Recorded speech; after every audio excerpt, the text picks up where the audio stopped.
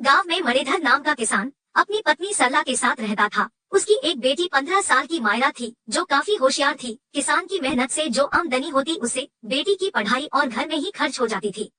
एक वर्ष सूखा पड़ जाने की वजह से अब मणिधर के पास पैसे नहीं थे जिससे वह फसल की बुवाई कर सके। वह पत्नी सरला से बोला, इस साल सूखा पड़ जाने की वजह से फसल में भी नुकसान हो गया और जो बाजार में पैसे थे धीरे धीरे वह भी घर का खर्चा और बेटी के स्कूल फीस में खर्च हो गए। समझ नहीं आता कि फसल के बीज के लिए पैसे कहाँ से लाऊं। परेशान क्यों होते हो जी, ऊपर वाला कोई ना कोई रास्ता निकालेगा। क्यों ना हम साहूकार से कुछ पैसे कर्ज ले और फसल की बिक्री होने पर उनको वापस कर देंगे। सरला की बात से मणिधर सहमत हुआ और वह साहूकार के पास गया।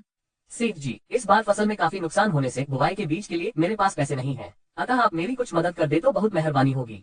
मणिधर, तू सेठ धनीराम के पास आया है। सेठ धनीराम सबकी मदद करता है तो तेरी भी मदद करेगा। जितनी रकम चाहिए बोल, 4 टके के हिसाब से जब चाहे वापस कर देना। सेठ जी 4 टके? देख भाई, मैं यहाँ फ्री फोकट का धर्म खाता नहीं चलाता। तुझे अगर रकम चाहिए तो 4 टके देने ही होंगे, नहीं तो जा यहाँ से। अब मणिधर के पास दूसरा कोई रास्ता नहीं था। वह सेठ से पैसे लिया और अपने फसल की बुवाई की और हमेशा की भांति अपनी फसल को जानवरों से बचाने के लिए रातों को भी निगरानी करता था। एक रात निगरानी के दरमियान एक जहरीले सर्प ने मणिधर को डस लिया और मौके पर ही मणिधर जमीन पर गिर पड़ा और सहायता न मिलने से उसकी मृत्यु हो गई। मणिधर के गुजर जाने के बाद मानो कुदरत का कहर बनकर उसके परिवार पर टूट पड़ा हो। बेटी मायरा और सरला दोनों बहुत दुखी और उदास रहने लगे और उधर खेतों की समय पर देखरेख न होने से इस वर्ष की फसल भी बर्बाद हो गई।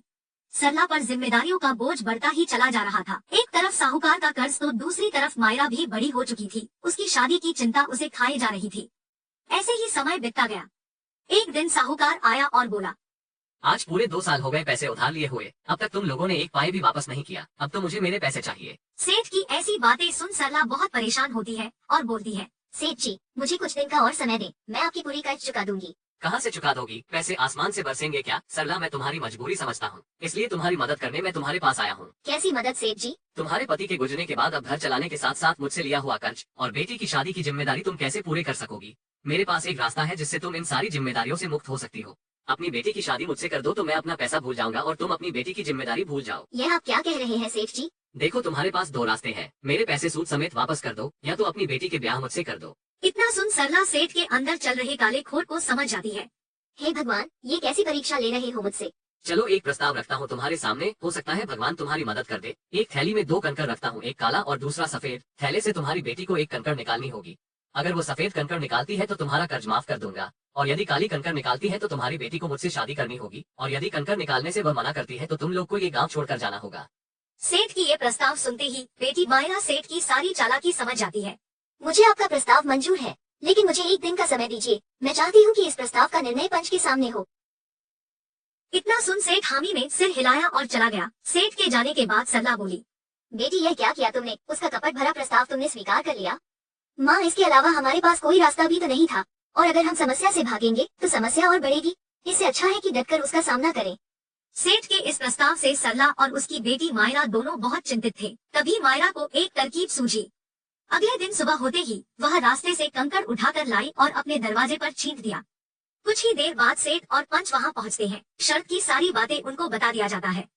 सेठ पंच के आंख में धूल झोंकते हुए 2 कंकड़ नीचे से उठाया और थैली में डाल दिया। फिर बोला, इस थैली में एक सफेद कंकड़ और दूसरा काला कंकड़ है। अब इसमें हाथ डालकर एक कंकड़ चुनो। अगर सफेद निकली तो तुम लोग कर्ज मुक्त हो जाओगी, यदि काली निकली तो मुझसे शादी करनी होगी। सेठ पंच के आंख में तो धूल झोंक दिया, परंतु मायरा ने उसे दोनों काले कंकड़ उठाते देख लिया था। लेकिन अब शर्त के मुताबिक कंकड़ निकालने से वह मना भी नहीं कर सकती थी। उसने थैले में हाथ डाली और एक कंकड़ चुना तथा थैले से हाथ निकालते ही उसने निकाला हुआ कंकड़ जमीन पर गिरा दी। जमीन पर कंकड़ गिरते ही बाकी सब कंकड़ों में निकाला हुआ कंकड़ भी मिल गया। ओह, मेरे हाथ से कंकड़ फिसलकर नीचे गिर गया, लेकिन अभी भी कोई बात नहीं बिगड़ी है। अभी भी थैले में एक कंकड़ है जो मैंने नहीं चुना। उससे हम पता कर सकते हैं कि मैंने कौन सा कंकड़ निकाला था। अब पंच के सामने थैले से दूसरा कंकड़ निकाला गया तो वह काला कंकड़ बचा हुआ था। पंच के समक्ष ऐसा माना गया कि लड़की ने सफेद कंकड़ का चुनाव किया था।